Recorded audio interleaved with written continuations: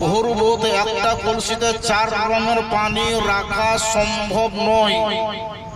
নীল রাখতে গেলে নীলই রাখা হবে, সবুজ রাখলে সবুজই রাখা হবে, সাদা রাখলে সাদাই রাখতে পারেন।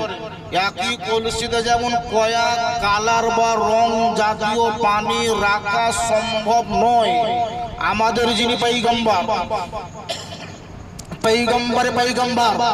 আকা মুস্তাফা নবী মুহাম্মদুর রাসূলুল্লাহ জোরে পড়েন সাল্লাল্লাহু তাআলা আলাইহি ওয়াসাল্লাম, তিনি বলেছেন একটা কলসিতে যেমন কয়েক রঙের পানি রাখা আদৌ সম্ভব নয়, ঠিক তেমনি চারি অন্তরে চারি দিল কানে আল্লাহর ভয় থাকবে, চার অন্তরে খোদার ভয় বিরাজ করবে।